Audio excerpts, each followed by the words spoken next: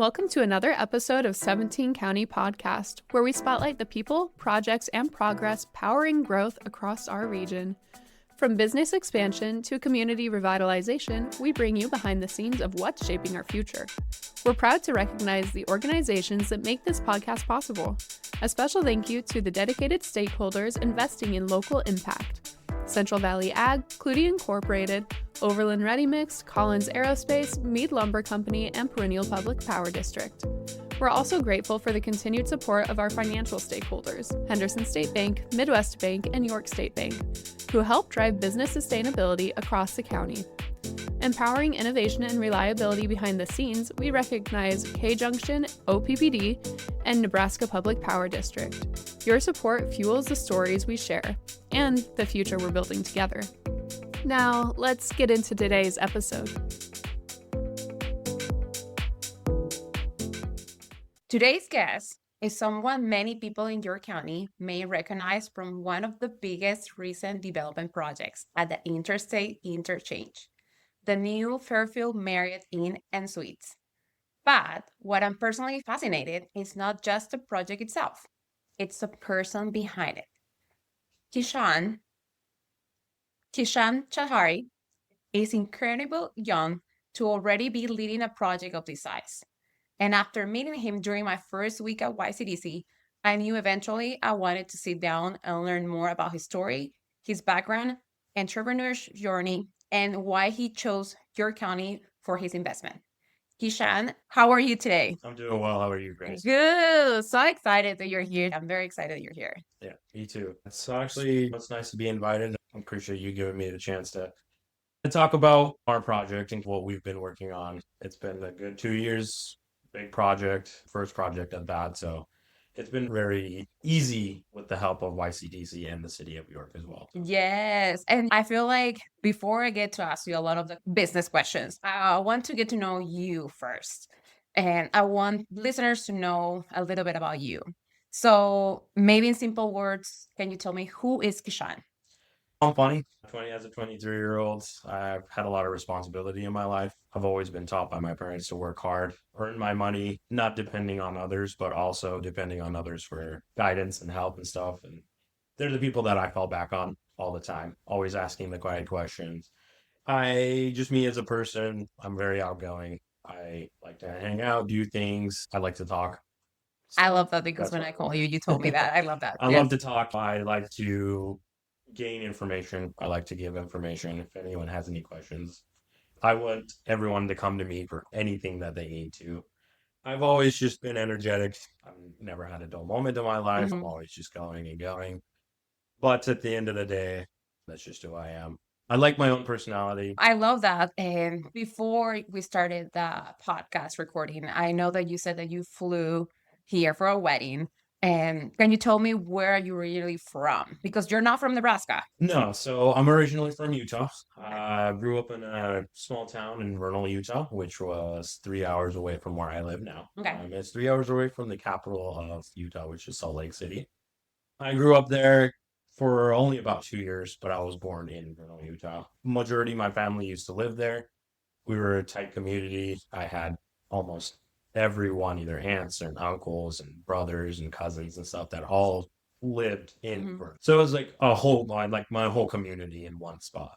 But then what happened is we diversified our portfolio, bought more hotels, kind of spread out. So my family is huge. My dad, his dad had 7 brothers. Okay. And so with that being said, uncles and aunts. How many siblings do you have? I personally only have one sibling. Okay. She's an older sister. She lives in Texas. And so she's also been a really good inspiration to me. Growing up, she was always the academic one. I was not. I was the hands-on, the putting in the effort. She was a bookworm. She loved to educate herself, which was something that I really lacked in. But also she helped me kind of move through the ranks, taught me how to be a younger brother. And what's her name? Her name is Selja. Okay. She's been really good to me. She lives in Dallas, so. Has she ever been in York? She has. Okay. She was here last month. She saw the property. And okay, nice. I kind of wanted her to see the property and kind of, kind of show her what I did. Yes, for her. that's awesome. I know that you also shared that you got engaged. Congratulations. And you are going to go and do your wedding in India. So, Yes. yeah, that's awesome. I want to also say small businesses and entrepreneurs are actually a huge part of rural economies. In many rural economies, entrepreneurship is one of the biggest drivers of local growth, innovation, and job creations. Did you always know you wanted to go into hospitality and development? Mainly hospitality was Okay. because it's a generational thing at that point. And tell me about a little bit about that. Yeah. So back in, I think it was like early 19, not even, that was like late 1900s. My dad's uncle came to America with pretty much nothing in his pocket. He was honestly the biggest inspiration to all of us, including me. So he really worked hard. He was one of the first gentlemen in our family to come to America. He immigrated from India. So we look up to him. He's taught us so much. He's taught my dad a lot. I love that. He's passed down that kind of teaching to me in a way, but he's been very helpful with us. He has always kind of had our backs. So it's time to kind of have his back and help him hang out with his family and be there for him as always. But at the end of the day, he kind of helped us grow our business in a way. He owned a lot of hotels personally, and so he got us all interested into it. Whoever came to America had to work the front desk shift, had to do laundry on their own. There were points where me personally, I've gone and done housekeeping and cleaned rooms and stuff. Okay, I love Yeah, ever since I was a little kid, I saw how hard my parents worked. And so I kind of I took that into perspective and I said, hey, let's work smarter, not harder. So I want to kind of take the teachings that my uncle or my dad gave me and kind of make it so that they don't have to work anymore. And thank you for sharing these because I feel like I'm not from here. I'm from Ecuador. And my parents in Ecuador, a lot of people are usually working 2 or 3 jobs just because you cannot make it with one of them. Personally, my parents actually work from Monday to Sunday from 7 a.m. to 8 p.m. And I feel like I grew up just fine. I grew up seeing it the same thing, the same way, seeing all the hard work that they were putting into it. And somehow they make it every night and they were like, they're just checking my homework but I also saw the hard work on them. So I just by you telling the story reminds me a lot of my parents a little bit too. We don't own any hotels, okay? Yeah, but it Of was course. just And yeah, hotels are a yes. 24-hour business. Yes, yeah. So you have to work Monday through Sunday as well. Yes. There are times where your front desk representative doesn't show up or something. You kind of have to take the reins when you're managing a hotel you're on your own.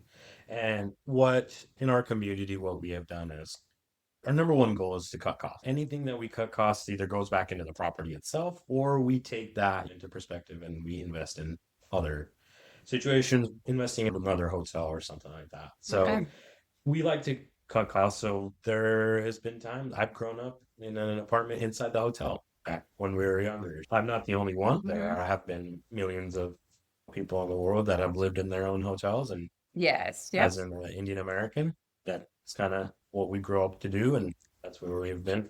No, I love that. Thank you for sharing that. And I think a lot of people will hear this story and immediately think, wait, how old are you?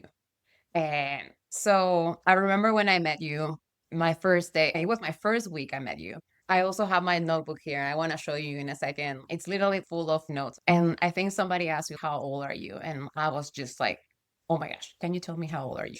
I am 23 years old.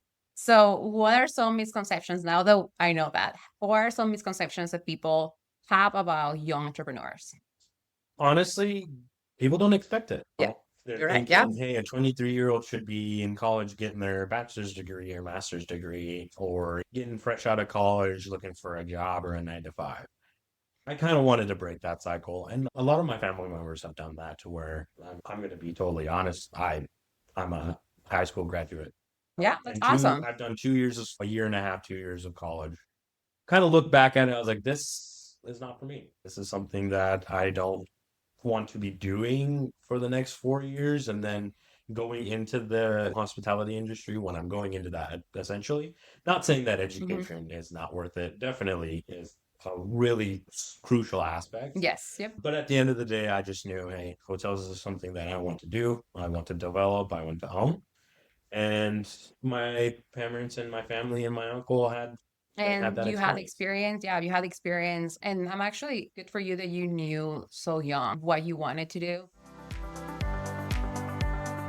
Since 1882, York residents have looked to Cornerstone Bank for all of their banking needs. Visit any of our 46 locations throughout Nebraska to discover the Cornerstone difference. Cornerstone Bank, member FDIC, equal housing lender.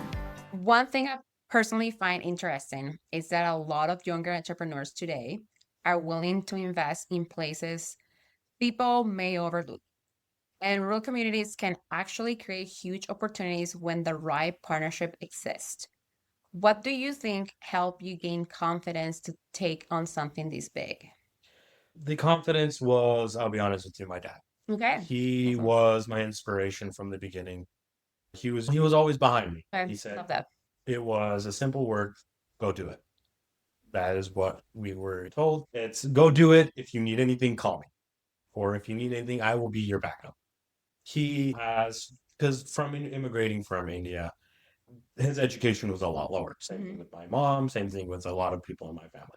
So for me to say, hey, we built this empire, we purchased hotels and doing all that with the less amount of education that they have, it's mind boggling with how much effort and work they put in to get to where they're at with the low amount of Yes. education. So he is honestly my inspiration. He gave me the willpower to say, hey, we're familiar with this area. We're familiar with this market. We have other hotels in the Nebraska area. And looking at York as a whole, we're a solid community. And we had no doubt in our minds that it was going to do good. It wasn't going to do good. So it was just basically, yeah, go do it. So, Run with it. what will you think that some people don't see behind a project like this? Sometimes it's just people have that stereotype of, hey, it's not going to do well. But essentially, you only know a market when you're fully dived into it. Hey, this is what we're looking at. And you can physically see it. A lot of how busy our highway is, Yep. how busy I-80 is. With that being said, you can physically see and tell, hey, there's a good market here and it's busy. And that goes towards my next question. I know that you mentioned LPC, the interstates. We actually see a huge amount of daily traveler movement through the region because of that. So I know that hospitality here isn't just about tourism, it's also about workforce travel, business travel, events, and transportation traffic. So, from all the places to invest, why York? Honestly, the people People? People Okay. are amazing here. They're so nice. They're hardworking. Also, York has always helped us, especially with York development. You guys have been like our number one go-to. Anything we need, I'd reach out to Lisa and she'd say, hey, yeah, we can get that done for you. Or hey, let's talk about it. So at the end of the day, none of this would have been possible if it wasn't for York development and the York City of York. Because the council members, all wonderful people at the end of the day, they really helped us push this project out. And so the question of why York is, it's an amazing city and we want to see it grow. Well, we see the opportunity here to make things better for ourselves.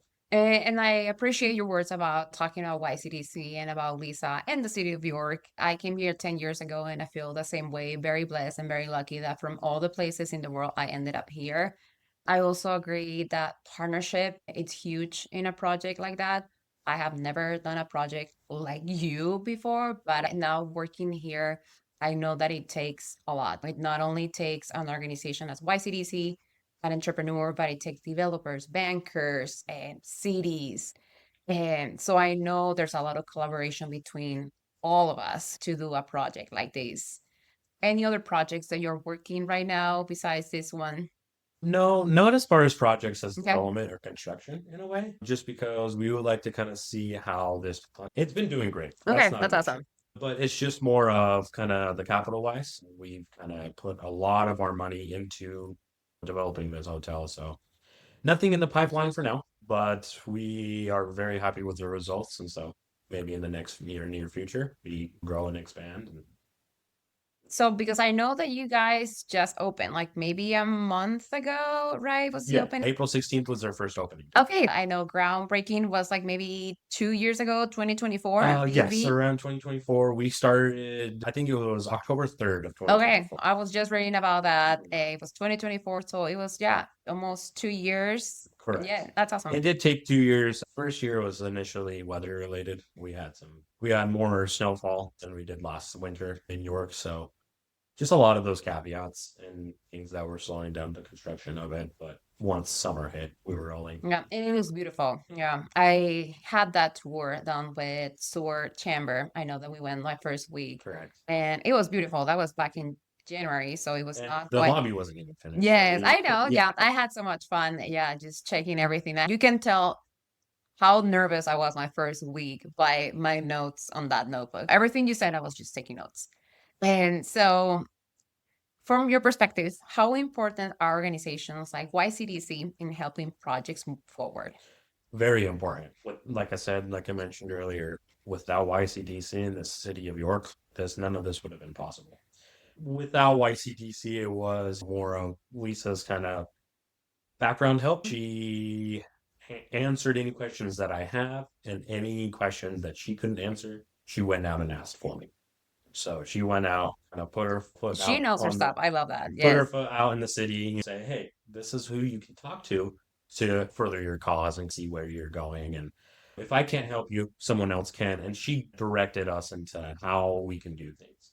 So without honestly YCDC, none of this would have been possible. Thank you for your kind words. And is there any advice that you will give any young entrepreneur that wants to build or wants to start a project in rural communities? Listen to your parents. Okay, love that. Kind of follow their footsteps. If they're what they're doing, listen to them, kind of show them. It shows, because as advice, I just say, work hard, push forward, and kind of say, hey, what do I want to do to make a difference? What do I want to do? Or you just have to have a vision. And if you're excited about something, go for it. Personally, I had a lot of backup, but I understand not everyone does. And so having that kind of backup is very helpful. But if you don't, you can definitely you can do anything you put your mind to. Yep, I agree. When I was fresh out of high school and my dad was showing me how to do things, I was like, will I be able to own and run a hotel? Will I be able to build one? Because that was always their dream, right? This is their dream accomplished. Their dream was, we want to build a hotel. We've done it. Well, we've had family members do it. That's one thing that they wanted to do. And it's accomplished. So at the end of the day, advice wise, just do it. I love Go that. for it. No, I love that. One thing that I have learned working in economic development is that quality lodging actually matter more than people think when communities are trying to attract businesses, workforce talent, conference, and investment. What is something that surprised you since you opened? Um, Surprise wise, everything is going great. Okay. We have beautiful guests coming in to see our hotel, stay at our hotel. We've had amazing reviews online of how clean and especially my staff. Without my staff and how hard they work, none of this would have been, it would just be difficult. And so the staff and everyone that works at the hotel, they do a great job in and out, giving the best service possible. My surprise is basically how many travelers come into York. It's totally amazing to see people are actually coming into York, seeing the city, seeing what we're all about, especially business wise. We have a lot of work going on. There's major corporations and companies that are coming to stay at our hotels. So at the end of the day, seeing York grow like that business wise is amazing. And we have conferences at the Holtis. We have games happening at the ballpark every weekend. We need it. Hotels. We need that kind of good hotels so we can have more people here staying in town. I know that Marriott is one of the most recognized hospitality brands in the world. So having Fairfield by Marriott in York sends a message that our community is continuing to grow and attract investments. What do you think travelers are looking for today that maybe hotels didn't focus on 10 years ago? Service. Service. Service Okay, is tell me a one little bit about that. So our service is one thing that people require. Okay.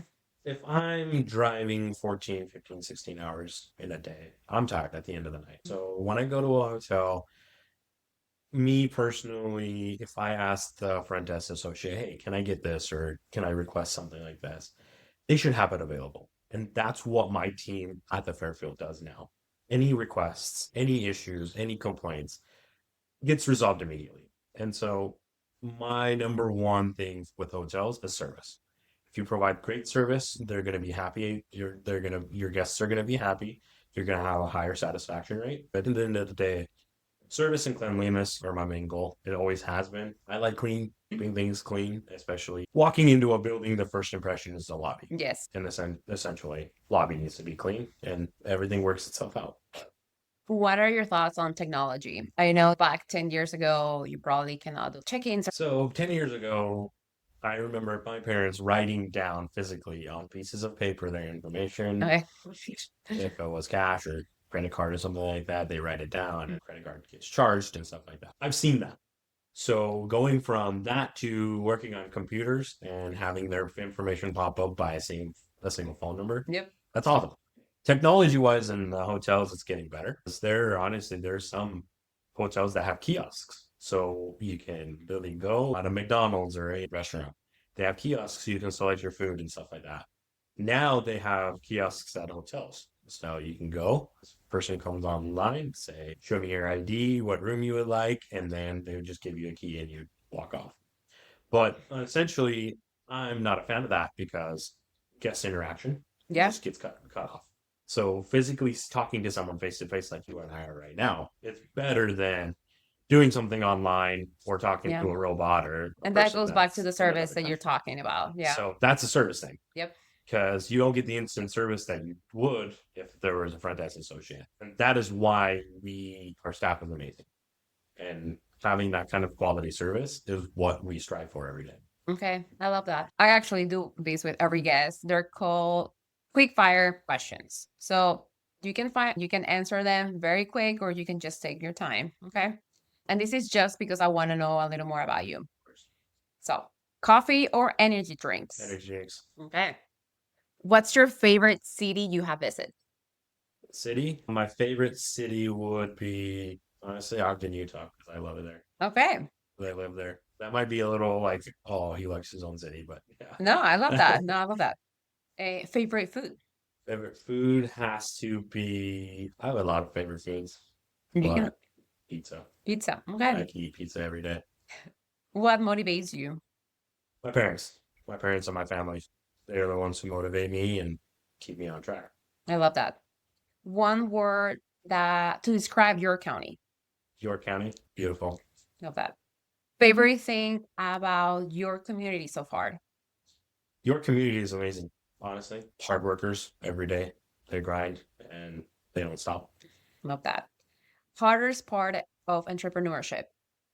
Hardest part is the stress that comes with it. The backup, any issues that come up, it's hard sometimes. You just have to kind of be mentally, okay with any issues going wrong, but you kind of have to have the focus and the energy to fix that problem, which a lot of people do have it.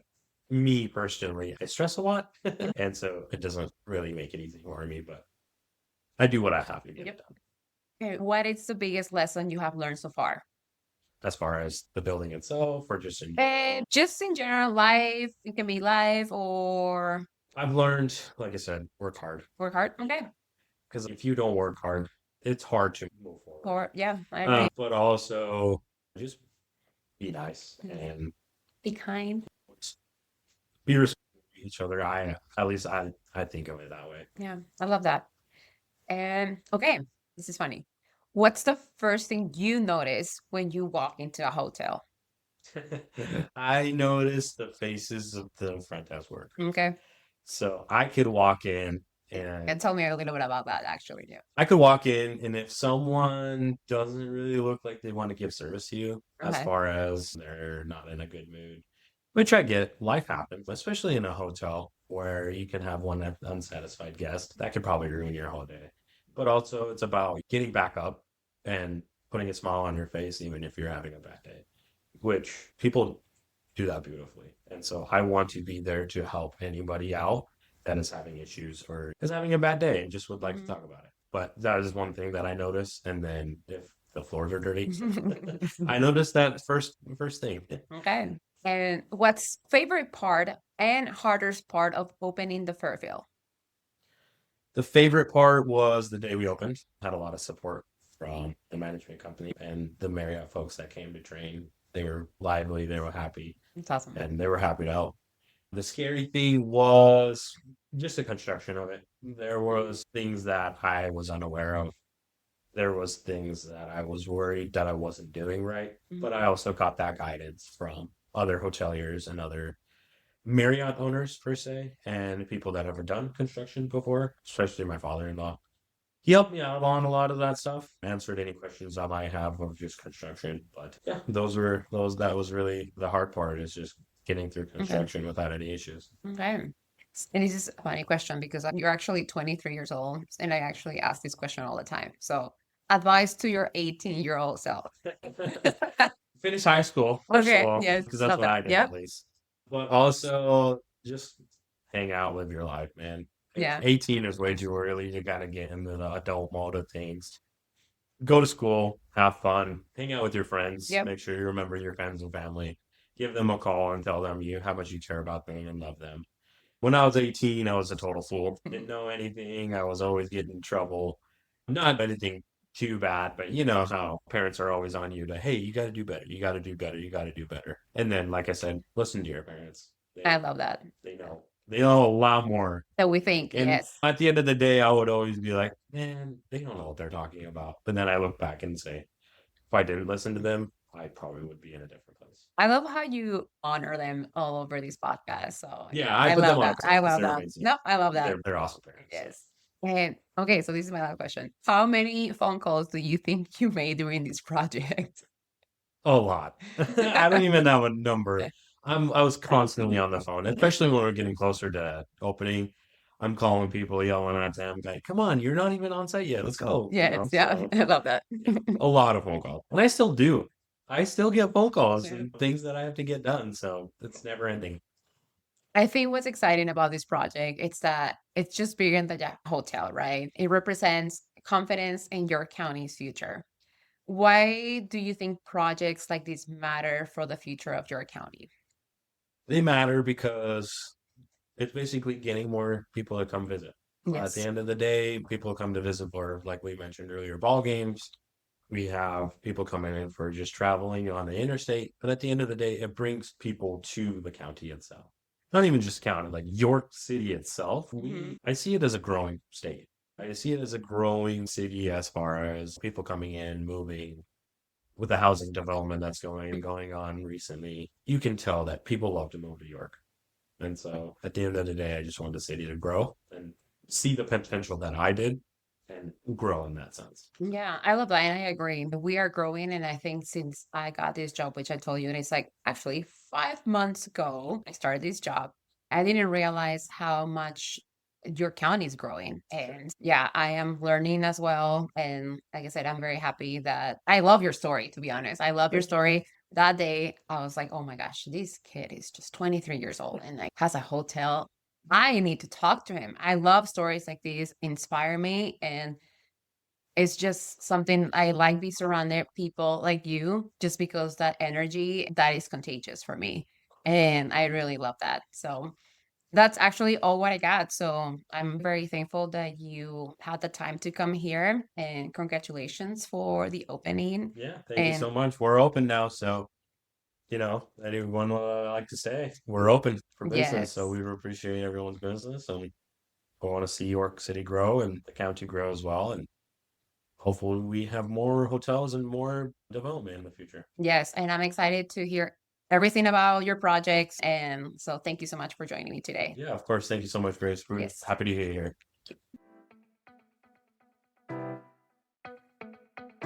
That's a wrap on another episode of the 17 County Podcast.